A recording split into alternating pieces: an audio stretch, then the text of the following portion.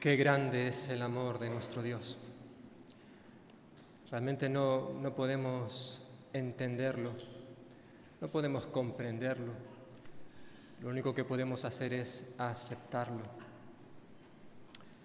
Quizás el apóstol Pablo tenía esto en mente cuando en su carta a los Romanos, capítulo 5, versículo 8, él decía que Dios muestra su amor para con nosotros, en que siendo aún pecadores, Dios nos conocía perfectamente, a ti y a mí, y aún sabiendo qué clase de personas éramos tú y yo,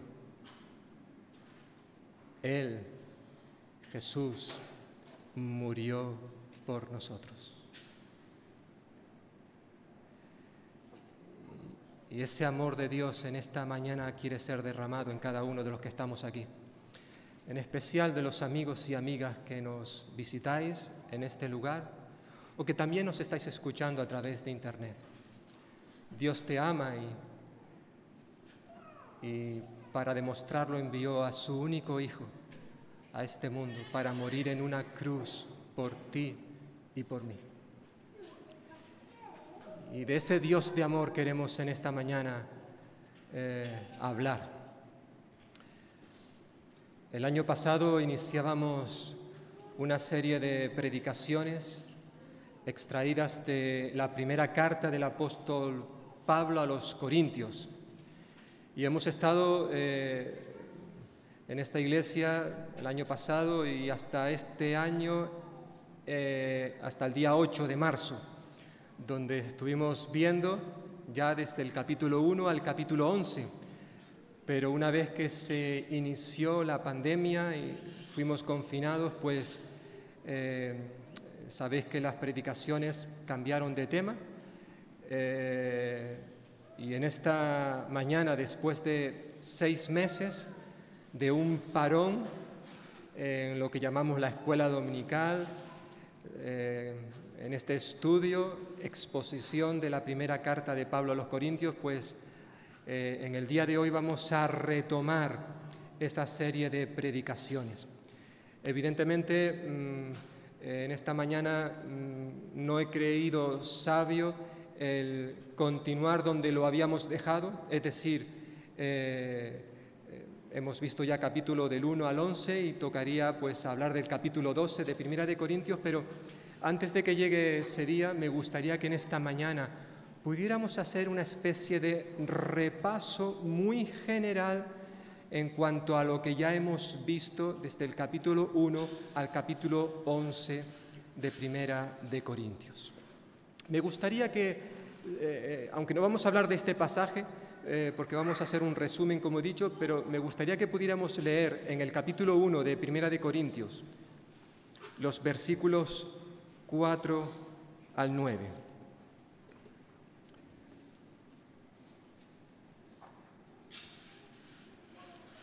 Primera de Corintios, capítulo 1, versículos 4 al 9. Dice así la palabra del Señor. Gracias doy a mi Dios siempre por vosotros, por la gracia de Dios que os fue dada en Cristo Jesús, pues por medio de Él habéis sido enriquecidos en todo, en toda palabra y en todo conocimiento, en la medida en que el testimonio acerca de Cristo ha sido confirmado entre vosotros, de tal manera que nada os falta en ningún don mientras esperáis la manifestación de nuestro Señor Jesucristo, el cual también os mantendrá firmes hasta el fin, para que seáis irreprensibles en el día de nuestro Señor Jesucristo. Fiel es Dios, por el cual fuisteis llamados a la comunión con su Hijo Jesucristo, nuestro Señor. En cuanto uno lee estos primeros versículos del apóstol Pablo que se dirigen a la iglesia en Corinto, uno ya en un primer lugar tiene la sensación de que estamos ante una iglesia especial, una iglesia que había sido grandemente enriquecida por el Señor, Una iglesia que abundaba en diferentes dones, hasta el punto en que Pablo dice que no le faltaba ningún don. Aparentemente, cuando uno simplemente lee estos versículos, piensa que está ante una iglesia madura, una iglesia fuerte en el Señor, una iglesia que no tenía ni manchas ni arrugas. ¿Existe tal iglesia? En el día de ayer estaba viendo una película con mi esposa, ya estaba empezada, y básicamente el argumento, lo que estábamos viendo era acerca de un matrimonio que aparentemente iba viento en popa y a toda vela. Al menos eso es lo que ellos querían comunicar a sus amigos, a la gente que les rodeaba, que ellos eran un matrimonio perfecto, que no había ningún problema entre ellos, pero lo cierto es que era todo fachada, era todo una mentira. Ellos tenían serios problemas dentro de su hogar. Si hay una cosa que me fascina, me asombra de la Biblia, es que Dios en ningún momento intenta tapar, ocultar los defectos, las faltas, los fracasos, o en resumidas cuentas, los pecados de sus hijos, incluso de hombres y mujeres que fueron admirados por todos, que hasta aparecen en el capítulo 11 de Hebreos, los llamados héroes de la fe. Es interesante observar que todos eran hombres y mujeres con pies de barro, que hicieron muchas cosas preciosas, admirables, que Dios los utilizó grandemente, pero todos ellos fallaron. Y lo que me asombra de Dios es que Él no ocultó, no tapó esas faltas, ni las de Abraham y su esposa, o el resto de los patriarcas, ni de Moisés, ni del rey David, por poner ejemplos en el Antiguo Testamento. Y si nos vamos al Nuevo Testamento, tampoco ocultó las faltas de un gran apóstol Pablo o del apóstol Pedro. Fueron personas especiales que Dios utilizó para su gloria y para su honra, pero todos ellos fracasaron, y muchos de esos fracasos aparecen en la Biblia para que los conozcamos. De la misma manera sucede en el Nuevo Testamento cuando examinamos las iglesias que aparecen allí.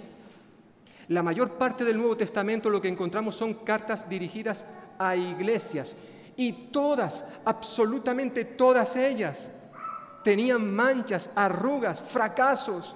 Ninguna era perfecta.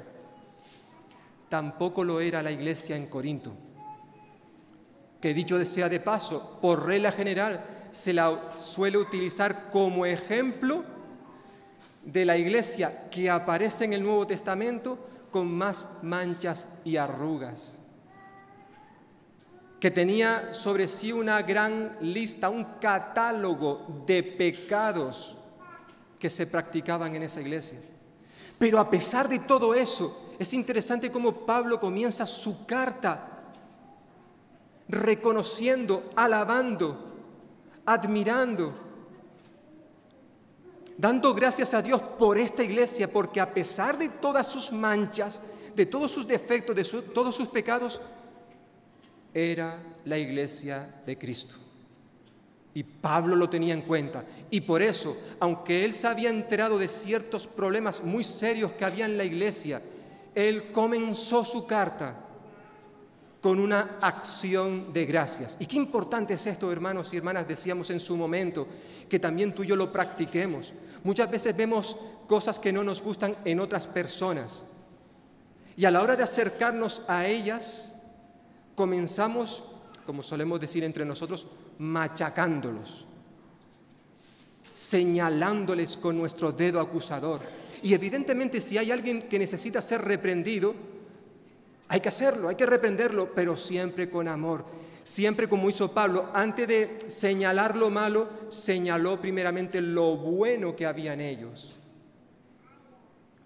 Y comienza diciendo: gracias doy a mi Dios siempre, siempre que me acuerdo de vosotros, por la gracia de Dios que os fue dada en Cristo.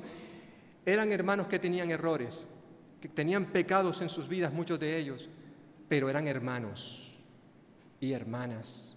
y necesitaban ser tratados con amor, con misericordia. Eso es una de las cosas que señalábamos al comenzar el estudio de Primera de Corintios hace ya un tiempo. Lo cierto es que esta carta es preciosa, al menos para mí, a pesar de las muchas cosas que vemos en ellas que nos entristecen. Por cierto, cosas que también podemos ver en tu vida y en mi vida, a nivel individual y también como iglesia.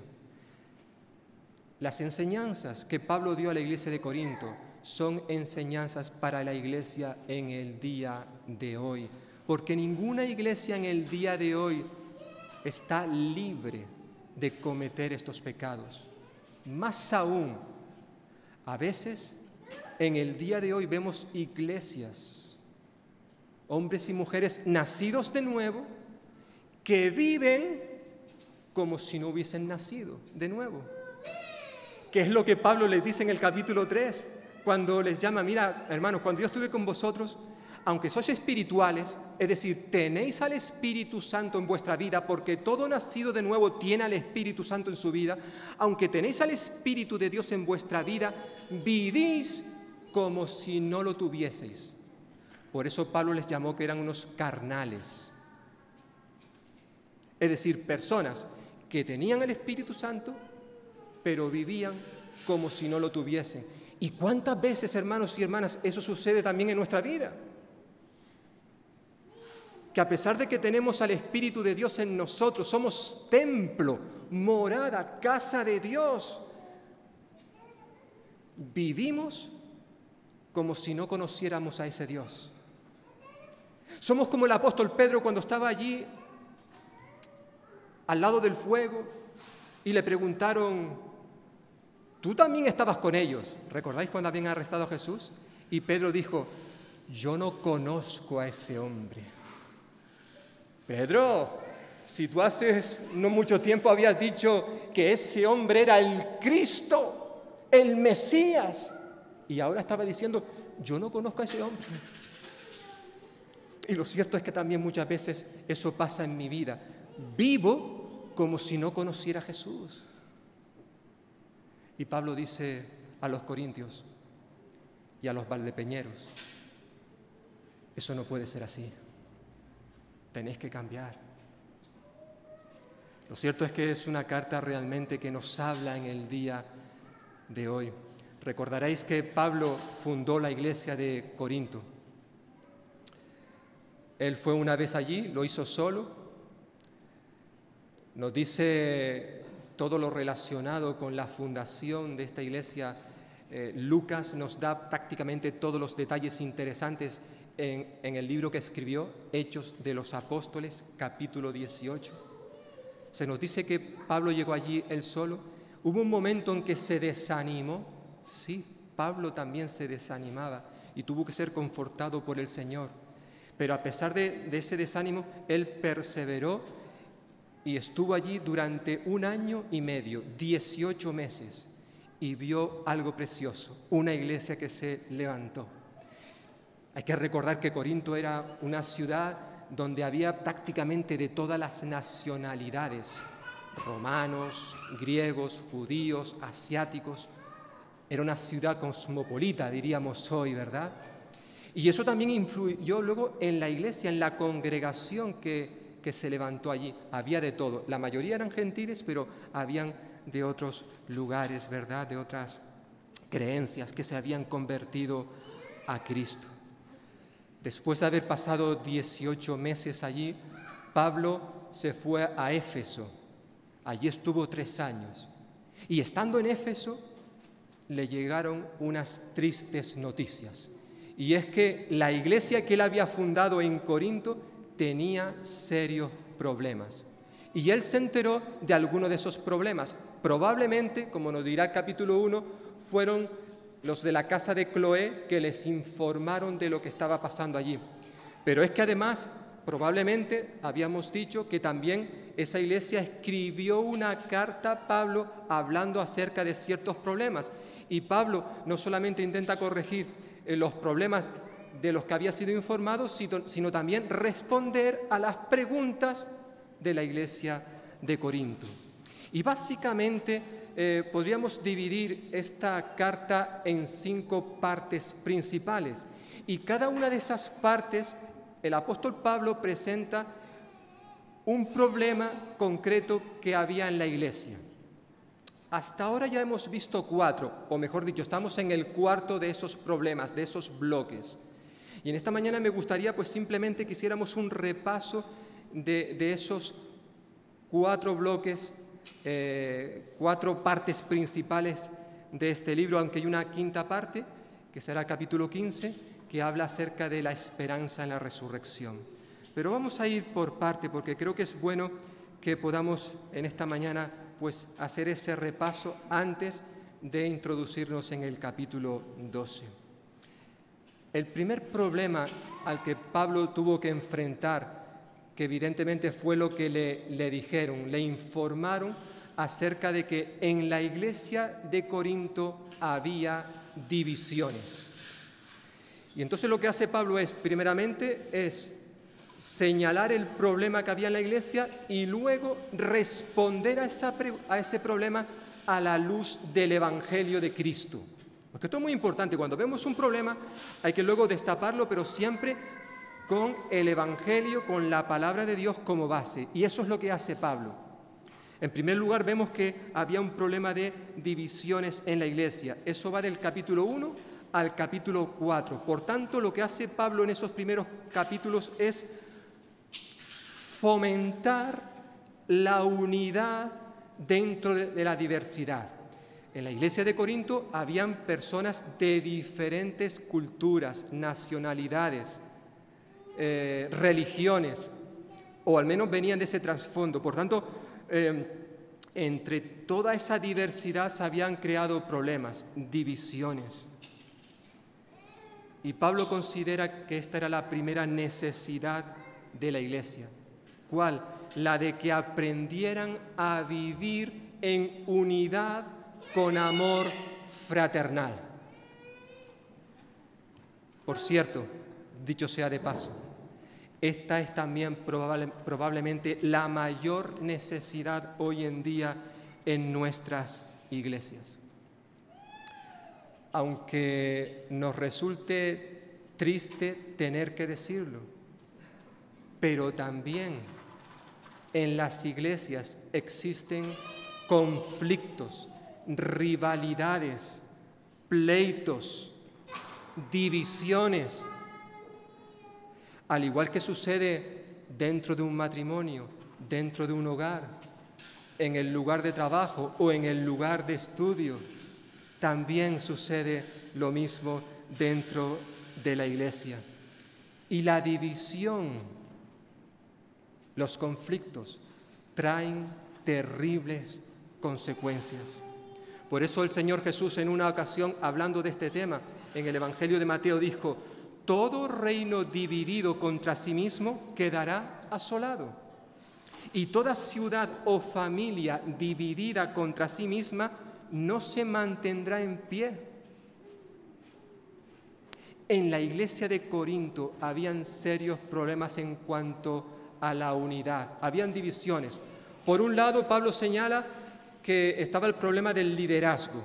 Él había sido el fundador de la iglesia, se marchó, pero luego entró un tal Apolos. Quizás Pedro también conoció, el apóstol Pedro, esa iglesia, y por eso hubo un conflicto dentro de los miembros, donde unos decían: es que a mí me gusta más Pablo, y decían otros: es que a mí me gusta más Apolo. No, yo soy seguidor de Pedro. Incluso estaban los más espirituales que decían: pues nosotros somos de Cristo. Y se habían formado diferentes grupos dentro de una misma congregación. Había una división. Lo cierto es que tenemos que reconocer que esta ha sido la estrategia favorita de Satanás a lo largo de la historia de la humanidad. Decía el jueves pasado Gerardo en el culto de oración que Satanás nunca ha sido nada original.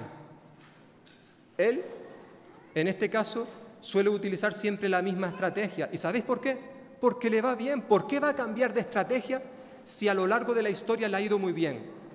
Y la estrategia de dividir, de desunir, tanto a la iglesia, los matrimonios, las familias, las relaciones de amistades. Él siempre se ha ocupado precisamente en hacer esto. Le ha ido muy bien el utilizar esta estrategia y sobre todo a nivel eclesial. Por eso Pablo en los primeros capítulos lo dedica a animar a la gente a que se fomente la unidad dentro de la diversidad. Todos somos diferentes. Aquí en esta mañana los que estamos somos todos diferentes y podemos pensar de forma diferente. Y eso no es malo, eso no es pecado. El problema cuando eso crea un mal testimonio ante la sociedad. Por eso Pablo, una vez que se ha enterado de ese problema, en el capítulo 1, versículo 10 dice: os ruego, hermanos, por el nombre de nuestro Señor Jesucristo, que habléis todos una misma cosa y que no haya entre vosotros divisiones, sino que estéis perfectamente unidos en una misma mente y en un mismo parecer. Hermanos y hermanas, la unidad dentro de la iglesia es posible.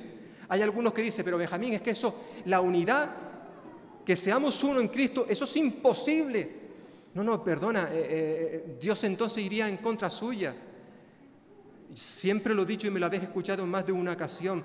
Dios nunca nos va a pedir algo que Él sabe que es imposible que lo hagamos. Cuando Él nos pide algo para que lo hagamos es porque Él sabe que podemos hacerlo. Y si Él dice que es posible la unidad dentro de la iglesia, es que es posible.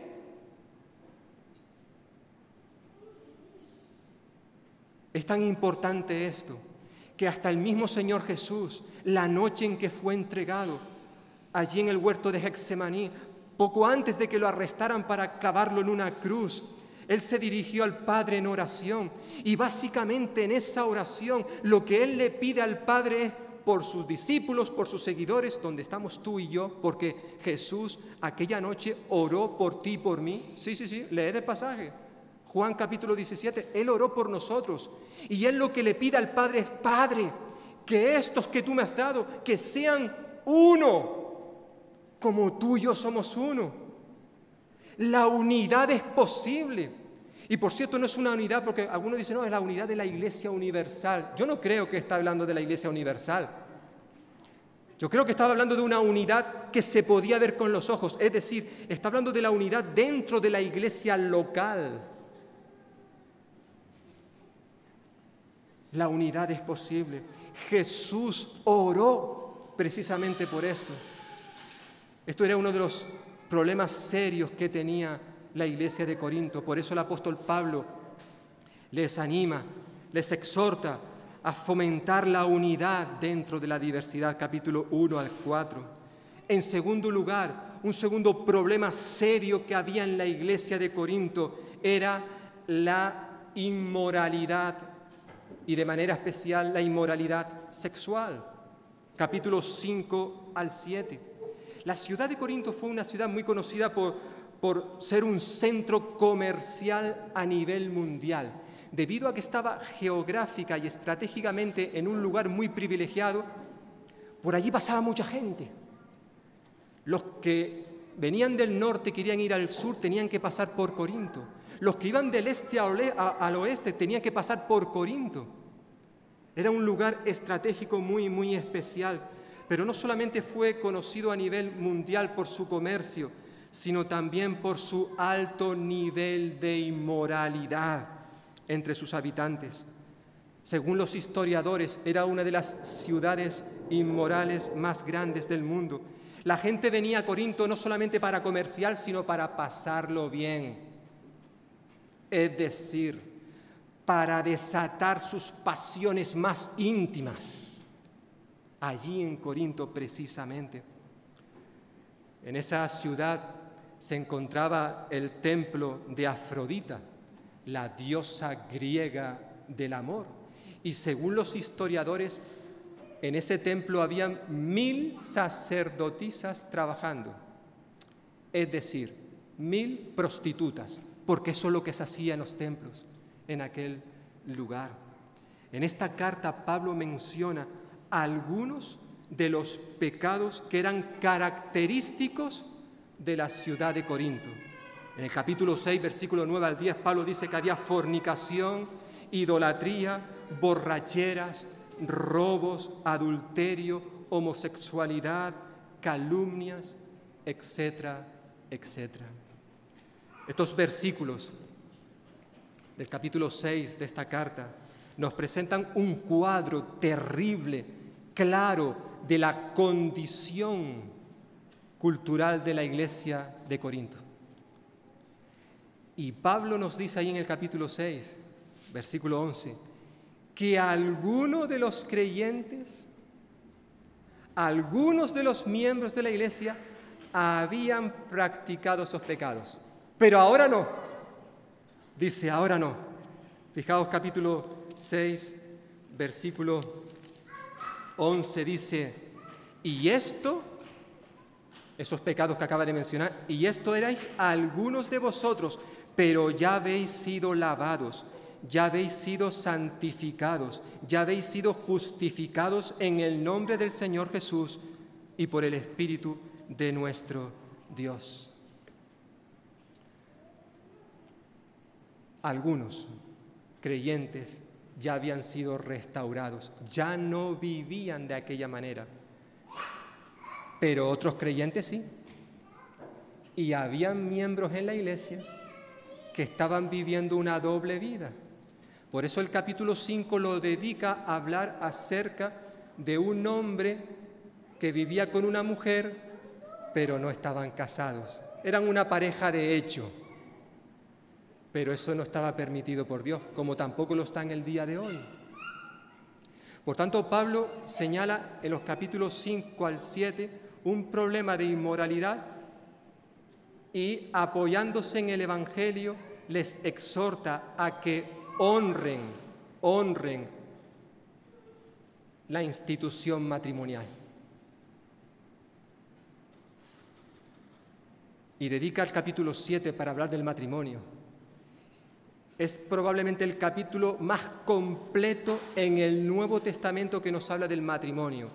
Se dirige a casados, a solteros, a separados, a divorciados, a viudos y viudas.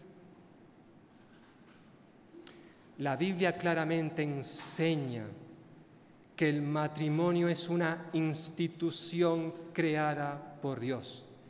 Él es el inventor del matrimonio, es decir, la unión entre un hombre y una mujer, nacidos como tales, que deciden unir sus vidas de manera permanente, para toda la vida, hasta que la muerte les separe. El principio bíblico es que el matrimonio es una institución permanente e indisoluble. Y tristemente somos conscientes de que vivimos en un mundo que niega rotundamente esto. Pero lo más triste de todo es que muchos creyentes, hombres y mujeres que conocen la palabra de Dios, están mancillando, están pisoteando el principio bíblico que habla acerca del matrimonio. Y por eso Dios, y concretamente el apóstol Pablo, en este segundo problema, en este segundo bloque de esta carta a los Corintios, capítulos 5 al 7, exhorta a los hermanos a honrar el matrimonio, la familia, el hogar. Y los creyentes necesitamos recordar esto, porque muchas veces nos despistamos. Por tanto, este era un problema serio que había en la iglesia de Corinto, y el apóstol Pablo tiene que entrar de manera radical a hablar sobre el tema. En tercer lugar, capítulo 8 al 10, el problema que había en esta iglesia, según destapa el apóstol Pablo, son los abusos que los creyentes estaban teniendo acerca de la libertad cristiana. Y Pablo en este bloque, capítulo 8 al 10, exhorta acerca de utilizar la libertad cristiana con responsabilidad. La libertad cristiana es una enseñanza, una verdad fundamental que encontramos de manera especial en el Nuevo Testamento. La libertad que Dios nos ha dado como creyentes no es una libertad para hacer lo que nos dé la gana. Es decir, no somos libres para pecar. Decía el apóstol Pedro en su primera carta: andad como libres, pero no uséis la libertad como pretexto para la maldad, sino empleadla como siervos de Dios. Primera de Pedro 2:16. Es decir, Dios quiere que usemos la libertad cristiana con responsabilidad. O dicho de otra manera, la libertad del creyente tiene límites. Por eso hasta en 2 ocasiones Pablo dice una frase que es muy parecida, en el capítulo 6 y luego en el capítulo 10, donde él dice: todo me es lícito, al creyente todo me es lícito, pero no todo conviene. Todo me es lícito, pero no todo edifica. Obviamente, cuando Pablo dice que todo me es lícito, está diciendo, dentro de las cosas que como cristiano me están permitidas, aunque todo me es lícito hacer esas cosas, no me es lícito pecar, no me es lícito robar. Evidentemente, cuando Pablo dice que todo me es lícito, se refiere a las cosas que Dios permite, que como creyentes podemos hacer, todo me es lícito. Ahora bien, aunque todo me es lícito, yo todo lo puedo hacer porque soy libre. Hay cosas que a veces no conviene hacerlas, porque en vez de construir, destruye. Había un problema en la iglesia de Corinto y estaba relacionado con la comida, que se podía comer o no se podía comer. Y Pablo les dice: mira, hermanos, yo no creo que haya ningún problema en este caso en comer carne. Yo como carne, va a decir el apóstol Pablo en cierta forma. No tengo ningún problema. No es pecado que yo coma determinados alimentos. Ahora bien, aunque no es pecado que yo coma tal o cual cosa, si yo sé que al hacer eso voy a ser una piedra de tropiezo para mis hermanos en la fe que son débiles, quizás nuevos creyentes, que han comenzado a venir a la iglesia y que no entienden cómo es posible que yo coma esa carne, aunque me está permitida, dice Pablo, mira, por amor a ese hermano, a esa hermana, yo no voy a comer esa carne. Puedo hacerla, me es lícito, soy libre para hacer esto, pero si eso va a ser una piedra de tropiezo para otras personas, no lo voy a hacer. Él renunció a sus derechos en más de una ocasión. El capítulo 9, por ejemplo, habla de que él tenía derecho a recibir un salario de parte de la iglesia, pero renunció a ese derecho por unas causas que él explica. Ahora, yo tengo derecho a cobrar un salario, dice Pablo. Yo y los que vienen conmigo, incluso de llevar a nuestras esposas con nosotros, ¿tenemos derecho o no? Ahora bien, si yo sé que al ejercer ese derecho voy a obstaculizar, a dañar a un hermano, una hermana que es más débil, que quizás no comprende lo que yo estoy haciendo, entonces renunciaré a ese derecho. Él ponía siempre el amor en primer lugar. Por eso Pablo dice, el conocimiento envanece, nos llena de orgullo, pero el amor edifica. El conocimiento, dice Pablo, tiene que tener como base el amor. A veces quizás nos puede pasar a ti y a mí, como decía al principio, que a lo mejor vemos a alguien que ha hecho algo mal, según nuestra opinión, y yo tengo derecho a llamarle la atención, a amonestarle, a exhortarle. Y es un derecho legítimo y bíblico. Eso es lo que enseña la Biblia. Si tu hermano peca contra ti, ve y repréndele. No dice llama al pastor y que el pastor se encargue. No, no. Si tu hermano peca contra ti, ve tú y repréndele. Eso sí, hay muchas formas de reprender al hermano o a la hermana. Si no lo vas a hacer con amor, no lo hagas. Es que yo no sé hablar de otra manera. Pues aprende. Por eso Pablo también en otras de sus cartas dice que la verdad hay que compartirla, pero con amor. Con amor. Es que fulanito se merece. Hazlo con amor. Es que yo tengo derecho. Vale, pero ese derecho siempre tiene que ser ejercido con amor fraternal. Si no, es mejor que no lo hagas porque vas a hacer un daño tremendo a esa persona. Por eso la libertad cristiana debe ser controlada por el amor, o se convierte en una licencia para destruir, para hacer daño. En su carta a los Filipenses, Pablo dijo: no hagan nada por rivalidad o por orgullo, sino con humildad, y que cada uno considere a los demás como mejores que él mismo. Ninguno busque únicamente su propio bien, sino también el bien de otros. Y luego dice: comportaos como lo hizo Cristo Jesús. Es decir, a la hora de actuar con los hermanos, primero observemos cómo actuaba Jesús, el cual, dice luego Pablo, sigue diciendo ahí en Filipenses capítulo 2, versículo 5, y dice: fijaos, mira Jesús.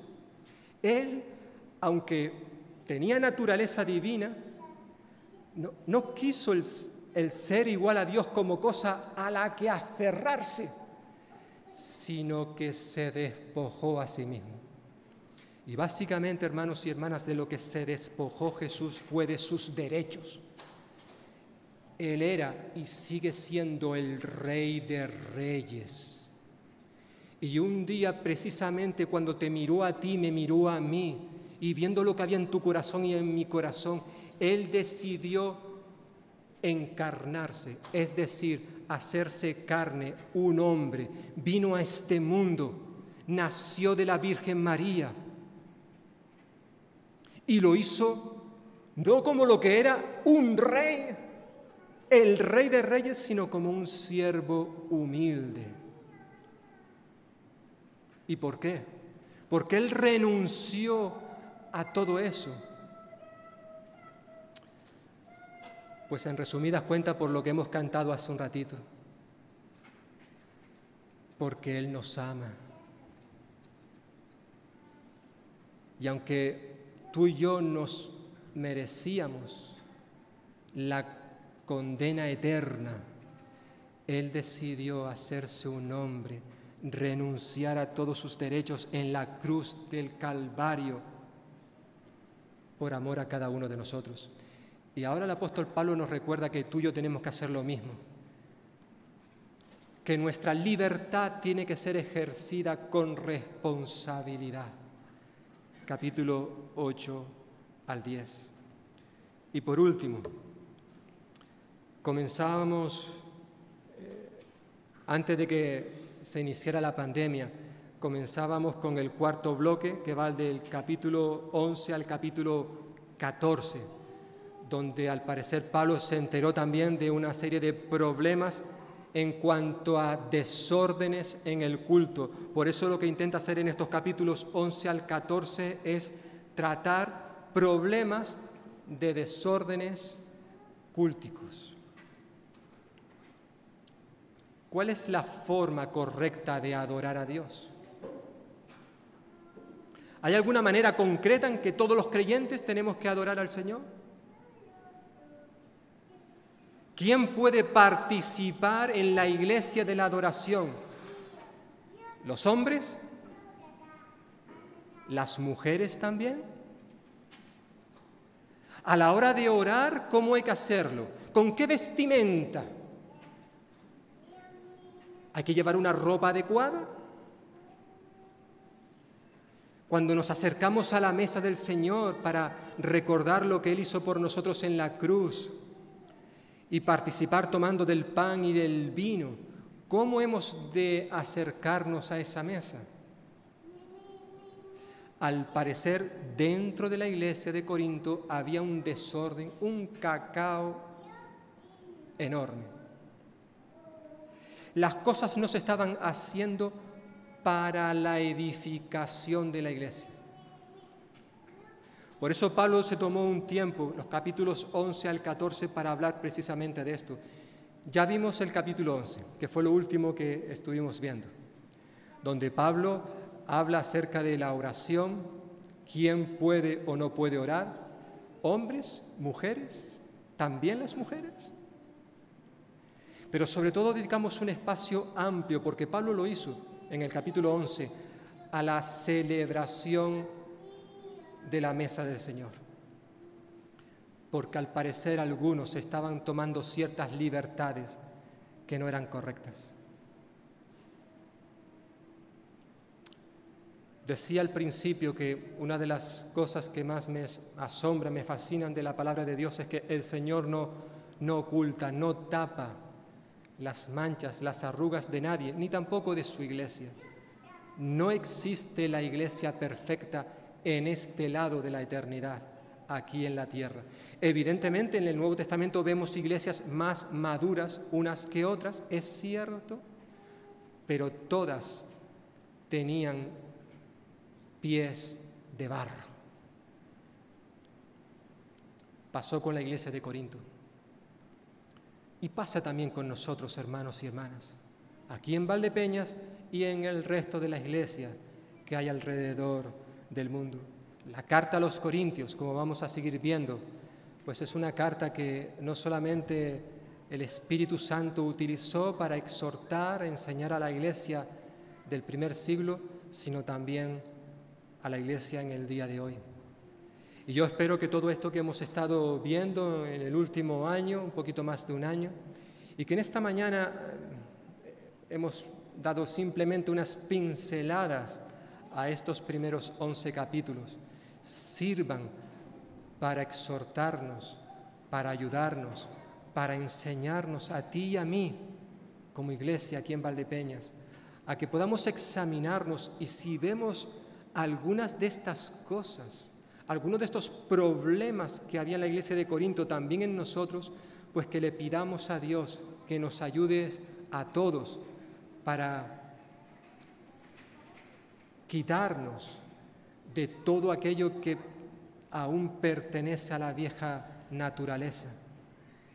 Y que, como decía el apóstol Pablo en su carta también a los Corintios, él decía, si alguno está en Cristo, nueva persona es. Y si somos nuevas personas, las cosas viejas ya han pasado. No podemos seguir viviendo como vivíamos antes de conocer a Jesús. Tiene que haber cambio en nuestras vidas. Todos, por ser creyentes, tenemos al Espíritu Santo en nosotros. Y si tenemos al Espíritu Santo en nosotros, hemos de vivir como hombres y mujeres espirituales. Que no quiere decir que seamos perfectos, que no quiere decir que ya nunca vamos a pecar, que nunca vamos a fallar, no, seguiremos fallando, pero esa no será nuestra manera de vivir, sino que será algo puntual que sucede en nuestra vida y que con la ayuda de Dios, pues iremos cambiando todo aquello que a Él no le agrada. Por tanto, que el Señor bendiga su palabra en cada uno de nosotros y el próximo domingo, no el próximo domingo porque estará nuestro hermano Narciso Núñez, pero al siguiente, pues recordad que comenzaremos